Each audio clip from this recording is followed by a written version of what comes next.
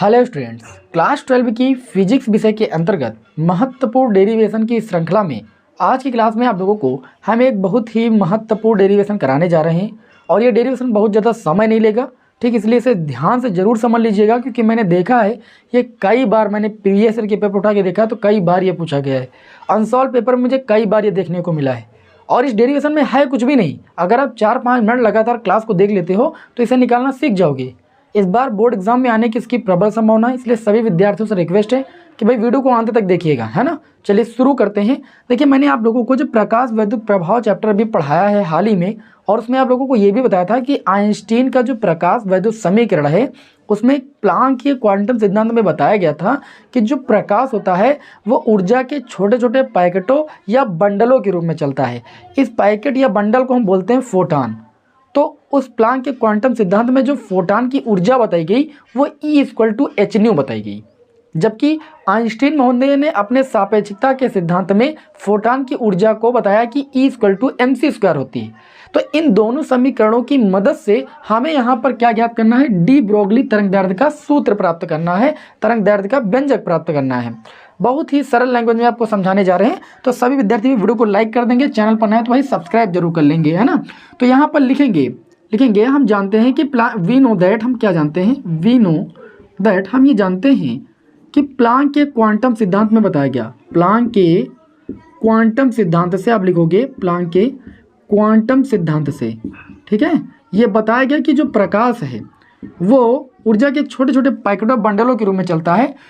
तो प्लांक के क्वांटम सिद्धांत से बताया गया कि जो ऊर्जा के छोटे छोटे पैकेट और बंडल होते हैं फोटान कहते हैं, और जो फोटान की ऊर्जा होती है, फोटान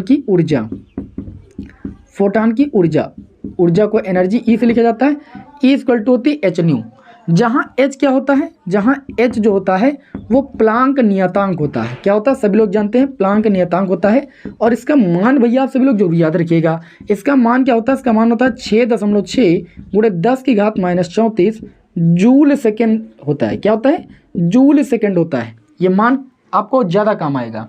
आगे यहाँ पर अगर हम बात करें तो अब ये फोटान की ऊर्जा होगी प्लांक के क्वांटम सिद्धांत से, लेकिन अगर हम बात करें तो जो आइंस्टीन का सापेक्षिकता का सिद्धांत था उसमें बताया गया, ठीक है, परंतु आइंस्टीन के सापेक्षिकता के सिद्धांत से, आइंस्टीन के सापेक्षिकता के सिद्धांत से, सापेक्षिकता के सिद्धांत से ये बताया गया, क्या बताया गया, सापेक्षिकता के सिद्धांत से बताया गया कि जो फोटान की ऊर्जा होती है भैया, फोटान की ऊर्जा वो कितनी होती है। उन्होंने बताया कि जो फोटान की ऊर्जा होती है वो E=mc² होती है। क्या होती है, E=mc², जहाँ m होता है फोटान का द्रव्यमान, c होता है भाई प्रकाश की चाल। ओके, अब इसको हम मान लेंगे समीकरण 1 और इसको मान लेंगे हम समीकरण 2, और लिखेंगे समीकरण 1 व 2 से। किससे लिखेंगे, समीकरण 1 व 2 से। आप बताइए, ये भी ऊर्जा है फोटान की, ये भी फोटान की ऊर्जा है, तो समीकरण 1 व 2 से देखिए तो hν किसके बराबर हो जाएगा, mc² के बराबर हो जाएगा। ये लिख सकते हो mc² hν, सभी विद्यार्थी लिख सकते हैं। सिंपल है, बहुत सिंपल है, इतना तो सभी लोग लिख लोगे। तो यहाँ से हम क्या करेंगे, यदि फोटान का द्रव्यमान निकालें, क्या निकाले भाई, फोटान का द्रव्यमान, तो द्रव्यमान m बराबर c² आ जाएगा hν के बटे में, hν के बटे में हम c² ले आए, इतना रोक लेंगे, ठीक। अब अभी आप लोगों ने बताया कि जो फोटान होता है, ठीक है, वो प्रकाश की चाल से चलता है, ठीक है, फोटान जो होता है प्रकाश की चाल से चलता है, क्योंकि प्रकाश होता है फोटानों के रूप में चलता है ना। तो यहाँ पर लिखोगे चूंकि फोटान प्रकाश की चाल से चलता है, प्रकाश की चाल से क्या होता है भाई, चलता है, ठीक। अतः अब क्या निकालेंगे हम, फोटान का संवेग निकालेंगे, फोटान का संवेग। और संवेग की परिभाषा सभी लोग जानते हो, फोटान का संवेग निकालना है तो p बराबर, संवेग जो होता है वो द्रव्यमान और वेग का गुणनफल होता है। तो द्रव्यमान m है और वेग मैंने आपको बताया क्या, फोटान जो होता है प्रकाश की चाल से चलता है, प्रकाश की वेग से चलता है, तो प्रकाश की चाल को c से लिखते हैं, तो जो संवेग हो जाएगा फोटान का वो P=mc हो जाएगा। m का मान रख देंगे, इसको समीकरण 3 मान सकते हो, लिखेंगे समीकरण 3 से m का मान रखने पर, क्या रखने पर भाई, m का मान रखने पर, बहुत आसान भैया, m का मान उठा के यहाँ से यहाँ तक रख दीजिए, p इक्वल टू m का मान रखोगे h न्यू अपान में कितना है c स्क्वायर और गुणे में c, एक c से c कैंसिल हो जाएगा तो ये हो जाएगा h न्यू अपान में कितना हो जाएगा c। आप सभी लोगों ने एक सूत्र पढ़ा है, क्या सूत्र पढ़ा है? देखिए हमें तरंग दैर्ध्य के रूप में लाना है ना, तो सूत्र पढ़ा है nu equal to c upon lambda. क्या पढ़ा है? आवृत्ति nu equal to c upon lambda होता है। लिखोगे चूंकि जो आवृत्ति न्यू होती है, ठीक, इसे ऐसे लिखा जाता है, न्यू इक्वल टू होता है सी अपान लैम्डा। तो यहाँ से अगर हम सी का मान निकालेंगे, कैंची गुणा करके देखिए, सी एक कम सी बराबर कितना हो जाएगा? New lambda. ये मान उठा के यहाँ पर रख देंगे, तब जो P आ जाएगा, P इक्वल टू किसके बराबर हो जाएगा? देखिए एच न्यू और बटे में C के स्थान पर कितना रखेंगे? New lambda. न्यू से न्यू कैंसिल हो जाएगा, तो यहाँ पर आप देख सकते हो P बराबर मिल गया H अपान में लैम्डा। आपको तरंग दैर्ध्य का व्यंजक प्राप्त करना है तो आप लैम्डा का मान निकाल लीजिए, ठीक है।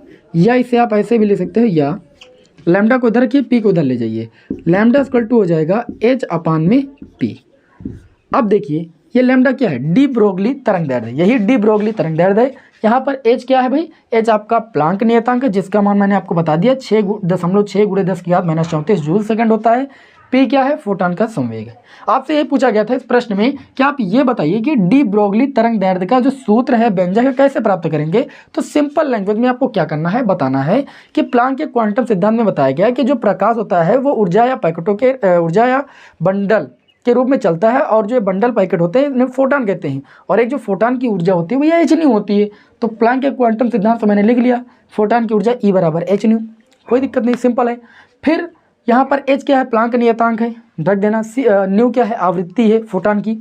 लेकिन आइंस्टीन के सापेक्षिकता के सिद्धांत में क्या बताया गया? आइंस्टीन के सापेक्षिकता के सिद्धांत में ये बताया गया कि जो फोटॉन की ऊर्जा होती है वो E equal to mc square होती है। कितनी होती है? E equal to mc square, जहाँ m क्या होता है? द्रव्यमान, c क्या होता है? प्रकाश की चाल, क्योंकि फोटॉन प्रकाश की चाल से चलता है, प्रकाश के वेग से चलता है। तो समीकरण 1 व 2 से देखें तो ये दोनों ऊर्जाएं किसकी थी भाई? फोटॉन की थी। तो इन दोनों ऊर्जाओं को मैंने बराबर कर दिया, E इधर था मतलब RHS समीकरण 1 2 से बराबर होगा। तो mc स्क्वायर को मैंने h न्यू के बराबर कर दिया। कोई समस्या? यहाँ तक भैया कोई समस्या नहीं। अब यहाँ से m का मान निकाल लिए, यही फोटॉन का द्रव्यमान निकाल लिए, तो m का मान निकाला h nu upon c square आ गया। चूंकि हमें तरंग दैर्ध्य निकालना है तो हम क्या करेंगे? हम लिखेंगे चूंकि फोटॉन प्रकाश की चाल से चलता है तो फोटॉन का जो संवेग हो जाएगा वो P इक्वल टू mc हो जाएगा। फोटॉन जो है प्रकाश की चाल से चलता है, प्रकाश की चाल को c से लिखते हैं, और संवेग बराबर क्या होता है? द्रव्यमान गुणे वेग। तो यहाँ पर चाल क्या है? c है, प्रकाश की चाल है, तो और द्रव्यमान m है आपका, तो p बराबर हो गया mc। हमने m का मान समीकरण 3 से उठा के यहाँ पर रख दिया। देखिए h न्यू m का मान रख दिया h न्यू अपान में c स्क्वायर, n2 में c था, c कैंसिल हो गया, h न्यू अपान c आ गया। ये आ गया p equal to h nu upon c। लेकिन अभी यहाँ पर लैम्डा कहीं पर नहीं आया, तो हमने सूत्र पढ़ा है आवृत्ति न्यू बराबर सी अपान लैम्डा। कैंची गुणा किया तो सी का मान आ गया न्यू लैम्डा। देखिए सी कम सी बराबर न्यू लैम्डा, सी बराबर न्यू लैम्डा का मान पुनः यहाँ पर उठा के रख दिया, तो p equal to nu lambda था, एच न्यू था ही, और सी के स्थान पर मैंने न्यू लैम्डा रख दिया। ठीक है ना, तो न्यू से न्यू कैंसिल हो गया, यानी आवृत्ति से आवृत्ति कैंसिल हो गई, ऊपर बचा एच, नीचे बचा लैम्डा। तो आपका सूत्र निकल के आ गया p equal to h upon lambda. ठीक, तो लैम्डा को हम इधर ले आए और पी को बट्टे में लेकर चले गए, तो लैम्डा इक्वल टू आ गया एच अपान पी। लिखोगे यही डी ब्रोगली तरंग दैर्ध्य का व्यंजक है, यही डी ब्रोगली तरंग दैर्ध्य का व्यंजक है, तरंग दैर्ध्य का व्यंजक है। ये हर साल आपके बोर्ड एग्जाम में आता है। ठीक है, 3 से 5 नंबर में पूछ लिया था एक आधा सवाल लगा करके, तो याद रखिएगा, बहुत ही इंपॉर्टेंट क्वेश्चन है। और उम्मीद करता हूँ छोटी सी क्लास से आप लोगों को ये व्यंजक अच्छी तरीके से निकालना समझ में आ गया होगा। चलिए आगे की वीडियो प्राप्त करने के लिए चैनल को जरूर सब्सक्राइब करें, वीडियो को लाइक करें। मिलते हैं नेक्स्ट वीडियो में। जय हिंद, वंदे मातरम।